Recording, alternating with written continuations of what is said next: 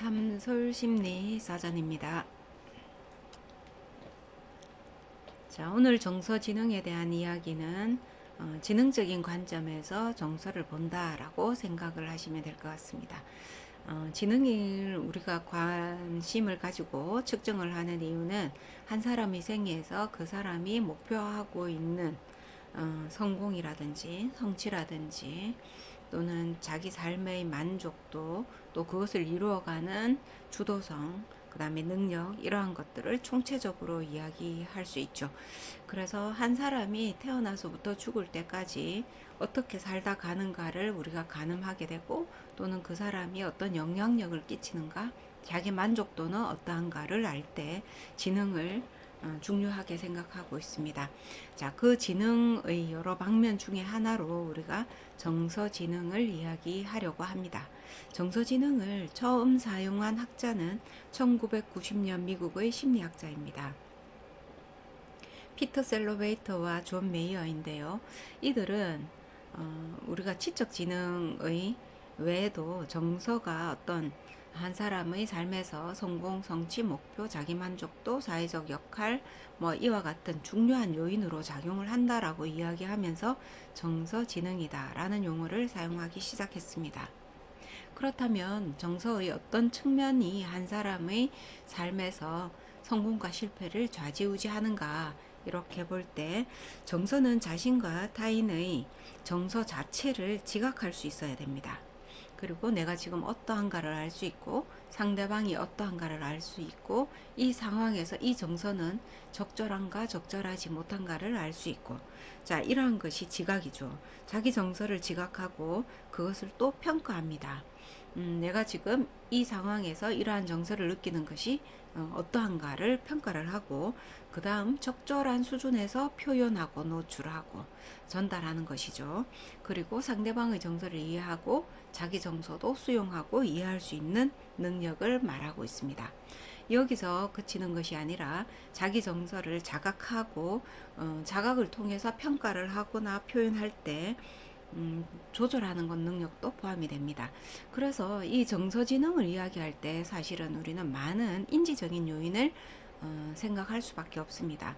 자기 정서를 깨닫고 자각하고, 그 다음 적절성, 상황에 따라서 표현할 수 있는 적절성을 평가를 하고, 자기 자신을 조절할 수 있는 능력, 이것 또한 인지적 유연성에 해당이 되는 것이죠. 자, 이렇게 해서 자기 자신에 대해서 거의 완벽하다시피 할 정도로 이해를 하고 수용을 한 사람이 대인관계에서 매우 능숙함을 발휘하는 것은 당연할 것입니다. 그래서 정서지능의 평가가 높은, 정서지능 지수가 높은 사람은 자신의 업무나 대인관계, 사회적 역할, 중요한 과제, 또는 인생에 있어서 어떤 큰 일을 마주했을 때, 자, 이런 문제 해결 능력까지 포함을 해서 모든 것을 성공적으로 이끌 가능성이 높다라고 볼 수 있는 것이죠. 자, 여기까지 여러분들 설명을 쭉 들으시면 결국은 정서지능은 결과적으로 어디에서 표관합니까? 대인관계 능력에서 평가받게 되고 자기 자신의 능력을 인정받게 되는 것이죠. 그래서 정서지능은 사회적 관계, 대인관계 또는 역할 수행, 이와 같은 부분에서 매우 중요하게 작용을 한다라고 이야기를 하고 있습니다. 좀 더 앞서간다 하면은, 그렇다면은 정서라는 것은 우리에게 어떻게 만들어지고 형성이 되는가? 정서는 모태에서부터 형성이 됩니다. 그래서 우리 몸이 남자와 정자가 처음 만나서 이루어지는 것과 같이 정서도 똑같은 시기에 성장이 되고 형성이 되고 발전된다, 이렇게 볼 수 있겠죠. 그래서 정서는 우리 몸속에 있는 신체 일부와 같습니다. 그래서 없어서는 안 되고 모두 다 가지고 있는 것이죠.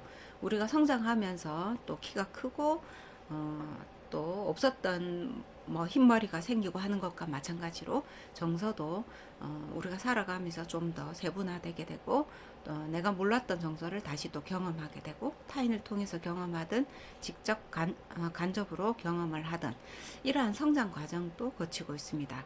그런데 우리는 정서를 우리 이처럼 우리 어떤 신체적인 한 인간 자체와 밀접한 관련을 갖고 있기 때문에 따로 떼어서 생각하기가 쉽지 않습니다. 그래서 마치 정서가 우리의 한 몸인 것처럼 움직이고 있죠. 그럼에도 불구하고 정서를 자각하려고 하면은 때때로 자기 자신과 자기 내면과 외면, 그리고 자기가 어떤 목적이나 의식을 가지고 있는가에 대해서 통찰해야 합니다. 통찰하기 위해서는 거리감을 가지게 되고 자기 자신과 약간의 분리 작업이 필요하게 되고, 이와 같은 것을 우리가 명상이라고 명상을 통해서 하기도 합니다만 그러한 능력을 가지게 되는 것이죠. 그래서 결과적으로 정서지능을 높이려면 자기 내면에 들어갈 수 있는 능력, 통찰할 수 있는 능력, 자기 자신을 잘 다룰 수 있는 능력과 연관되어 있다, 이렇게 볼 수 있습니다. 매우 방대한 양이 사실은 정서지능에 포함이 되어 있습니다. 단순하게 검사를 통해서 정서지능이 높다, 낮다 이렇게 이야기한다라는 것은 깊은 바다에 그 위에 떠 있는 그 수면만 보고 이야기하는 것과 같이 매우 얇은 지식에 불구합니다. 그래서 정서지능은 우리가 시간이 있으면 좀 더 깊이 많이 다루어야 될 이야기죠. 인간 자체를 이해하는 부분이 바로 정서지능이다라고 말할 수 있겠습니다. 그런 점에서 빠르고 쉽게 한 사람을 이해하는 부분이 오히려 그 지능지수, 지적 요인에 따라서 그 사람의 능력을 평가하는 것이 훨씬 빠르지 않나라는 생각도 때때로 하게 됩니다. 자, 오늘은 정서지능인 이모셔널 인텔리전스에 대한 내용이었습니다.